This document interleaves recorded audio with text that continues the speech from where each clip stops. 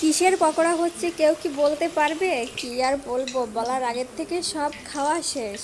High বন্ধুরা, তোমরা সবাই কেমন আছো? আমার আরও একটি নিউ ভিডিওতে তোমাদের স্বাগত জানিয়ে শুরু করছি। তো এটা বেশ অনেক দিনের ভিডিও, যখন আমি বাবার বাড়িতে ছিলাম তখনকার ভিডিও।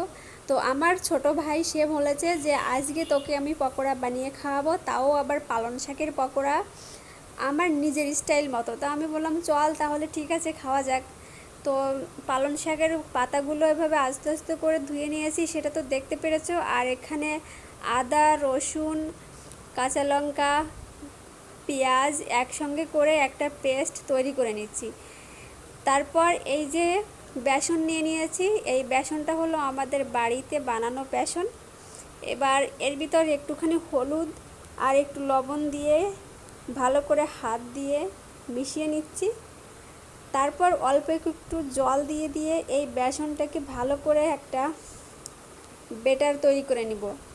সমস্তটা কিন্তু আমার ভাইই করেছে, আমি কিন্তু কিছুই করিনি। কারণ এই পকোড়াটা কিন্তু ওর স্টাইল মতোই ও বানিয়েছে। আর ও খুব ভালো রান্নাবান্নাও করতে পারে, ওর হাতের রান্না আমি খেয়েছি, ও খুব ভালো রান্না করে। তো আমি যখন ওখানে ছিলাম তখন ও মাঝে মাঝে রান্না করে খাওয়াতে খুব ভালোই লাগতো। তো তারপরে এর ভিতর সেই পেঁয়াজটা দিয়ে দিচ্ছি, পেঁয়াজ রসুনের যে পেস্টটা ছিল, পেস্টটা দিয়ে এখন এর ভিতর জল দিয়ে ভালো করে গুলে গুলে একটা ব্যাটার তৈরি করে নিচ্ছি, যাতে এর ভিতর কোনো রকমের দলা না থাকে। দলাগুলো একদম ভেঙে দিতে হবে, একদম মসৃণ স্মুথ একটা ব্যাটার তৈরি করে নিতে হবে। তো দেখো ব্যাটারটা কিন্তু এরকম হয়েছে, আর ব্যাটারটা কিন্তু একটু গাঢ় রাখতে হবে, না হলে কিন্তু পকোড়া ভালো হবে না।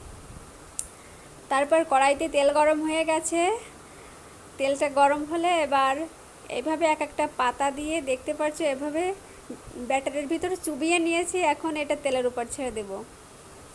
তো দেখো পকোড়া কিন্তু ভাজা হয়ে যাচ্ছে। কি আর বলবো বন্ধুরা, কড়াই থেকে তুলে পারছি না, তার আগের থেকে খাওয়া হয়ে যাচ্ছিল। তো দেখো এটা কিন্তু হয়ে গেছে অনেকটা। এবার এই পিঠটা উল্টে দেব, উল্টে তোমাদের দেখাচ্ছি। দেখো এই দেখো কতটা ফুলেছে। তো যাই হোক, পালং শাকের পকোড়া কিন্তু খুবই ভালো হয়েছে, আর ও কিন্তু ওর স্টাইল মতো বানিয়েছে। তো কি বলবো, ছেলে মানুষ যাই বানিয়েছে কিনা অনেক ভালো হয়েছিল, অনেক টেস্টি হয়েছিল, সবাই খেয়েছিলাম, মা বাবা। তো বলছিল যে হ্যাঁ ভালো হয়েছে, ভালো বানিয়েছিস। তো একটা হয়ে গেছে, এখন আরও একটা দিচ্ছি, দিয়ে তোমাদের দেখাচ্ছি। তো এই যে একটা হয়ে গেছে, এটা কিন্তু খাওয়া হয়ে যাবে। তো এটা কে খেয়েছে, যে পকোড়াটা ভাজি করছে সেই কিন্তু আগে খেয়েছে, বুঝেছো? তারপরে এই যে 2 নম্বরটা ভাজি হচ্ছে। তো বন্ধুরা লাস্টে কতগুলো পকোড়া বানিয়েছে সেটা দেখানো হলো